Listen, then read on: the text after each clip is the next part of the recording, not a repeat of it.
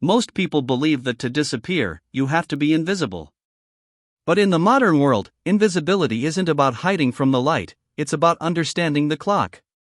On January 23, 2026, a Ring Neighbors app user in Tucson, Arizona, posted a clip that would later haunt federal investigators.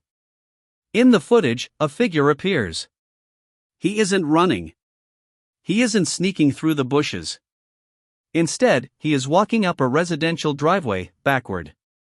To the casual observer, it looks like the behavior of someone intoxicated or perhaps a strange neighborhood prank.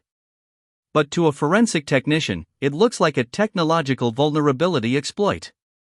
Most consumer security cameras Ring, Nest, Arlo operate in a low-power state to save battery.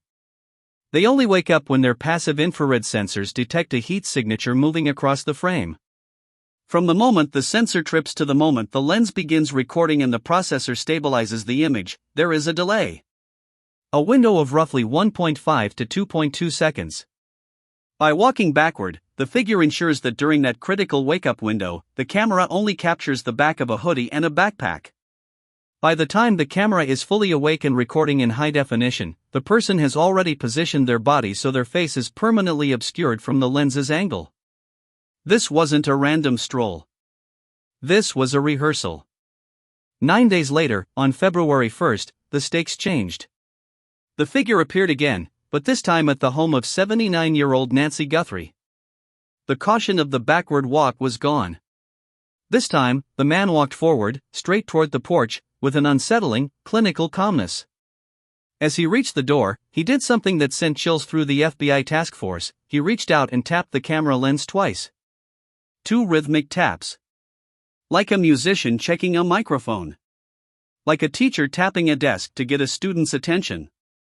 In that moment, the mystery of Nancy Guthrie shifted from a stranger danger kidnapping into something far more complex.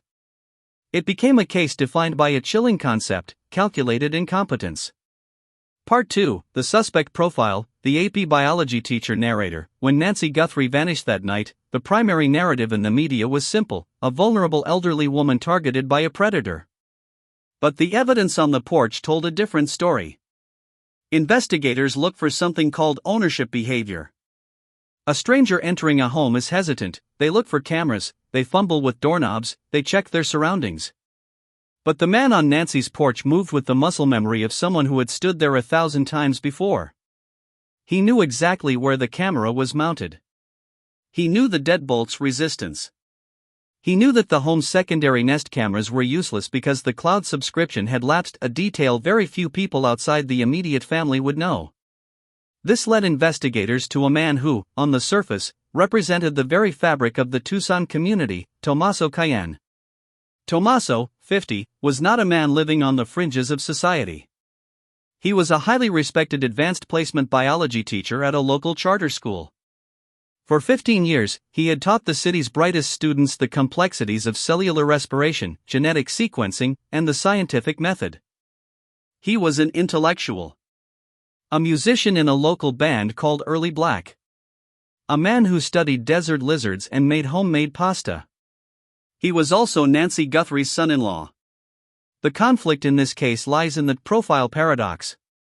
If Tomaso Cayenne, a man whose entire career is built on precision, analytical thinking, and understanding cause and effect, was the man on that porch, why was his kit so amateur?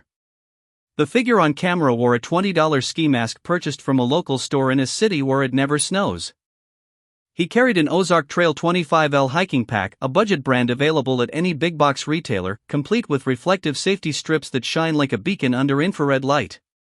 He wore a bellyband holster improperly, positioned awkwardly over a thick jacket.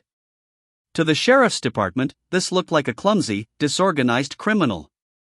But to the FBI's behavioral analysts, it raised a terrifying possibility: was the clumsiness part of the design? If you are a genius planning a crime, the smartest thing you can do is leave evidence that points to an idiot. Part 3, Forensic Smoking Guns, the Nitro Gloves narrator. In any investigation, it's the ordinary details that provide the strongest links. While the ski mask and the holster looked like amateur hour, one piece of forensic evidence stood out: the gloves. The perpetrator on the Ring footage wasn't wearing tactical gloves or leather. He was wearing black nitro gloves. These aren't just any disposable gloves, they are high durability, chemical resistant gloves used primarily in two places: automotive shops and scientific laboratories. In an AP biology classroom, nitro gloves are standard equipment. They are used daily for dissections and handling biological specimens. For Tommaso Caian, having boxes of these gloves in his garage or his car wouldn't be suspicious, it would be expected. It is the ultimate hide-in-plain-sight tool. Then there is the buffer zone. In forensic geography, criminals often commit crimes outside a small radius of their own home to avoid immediate connection, but close enough to be in familiar territory. The January 23 practice run occurred 6.5 miles away from Nancy's home. Both homes shared the same desert landscape, the same long driveways, and the same dark sky lighting conditions. It appears the perpetrator didn't just pick a house, he picked a testing ground that mirrored his target's environment perfectly. Part 4, The Motive, $6 million and a Family Joke. Narrator.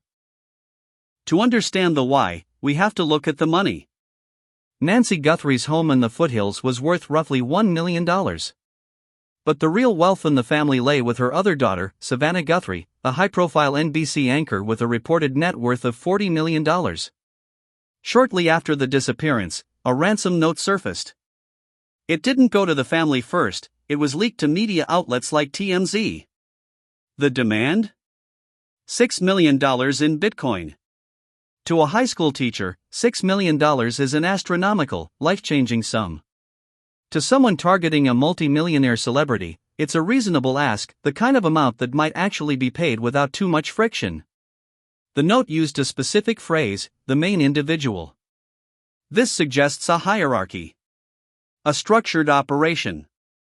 But then, a darker coincidence surfaced. In February 2024, exactly 1 year before the disappearance, Savannah Guthrie released her book, Mostly What God Does.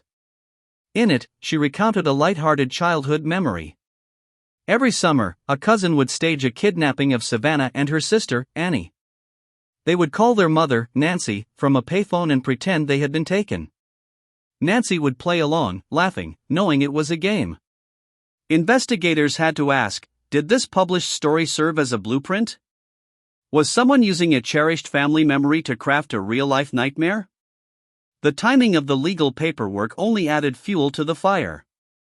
In May 2025, 8 months before Nancy vanished, Tommaso Caian signed a durable power of attorney, granting his wife, Annie, total control over his finances and property. In the same month, digital footprints showed that someone in the Tucson area began searching for Nancy Guthrie's home address and Savannah Guthrie's salary. If you were planning to commit a crime that might lead to your arrest, wouldn't you ensure your spouse had legal control over your assets first? Part 5, The Walls Closing In, the Septic Tank and the DNA. Narrator. As the first week of the investigation turned into the second, the focus on the Caian household intensified. Authorities were seen on Annie and Tommaso's property, not just searching the house, but probing the septic tank. In forensic terms, the septic tank is the last resort. It's where you look for things that were meant to be destroyed forever: clothing, hardware, or biological evidence. While the search was ongoing, Annie's car was impounded. The sheriff called it routine, but you don't tow a family member's car unless you believe it was the vessel for a crime. Then came the DNA. The FBI recovered 2 distinct DNA profiles. One from a discarded glove near the scene, and another from inside the house. Neither matched Tommaso. Neither matched Nancy. Suddenly, the lone wolf theory began to crack. Investigators looked toward Tommaso's social circle. Specifically, his bandmates in early black. One name surfaced, Dominic Evans. Evans had a history. Burglary. Robbery. Embezzlement. He was a man who knew how to enter a property. If Tommaso Caian was the architect, the man who knew the cameras, the layout, and the schedule, did he hire a contractor? Someone like Evans, who had the criminal experience to carry out the physical act. The ransom note's mention of the main individual suddenly made sense. It implied a team. Part 6, Conclusion, The Decision. Narrator. Today, the Bitcoin wallet remains silent. The $6 million sits in digital limbo, untouched, watched by every federal agency in the country. The man who created it knows that the moment he touches it, a digital flare goes up. So, where does that leave us? We have a suspect who is a man of science, a man trained to observe, hypothesize, and execute. We have a crime scene that looks like a series of lucky mistakes for the perpetrator. Is it possible that Tommaso Cayenne is a grieving son-in-law, caught in a web of terrible coincidences? Or are we looking at the ultimate, calculated incompetence, a crime so intelligently designed to look stupid that it has paralyzed the American legal system? In the January 23 footage, the man walks backward to hide his face from a camera he knows is there. In the February 1 footage, he taps the camera because he knows it can't hurt him. The evidence is laid out. The timelines are set.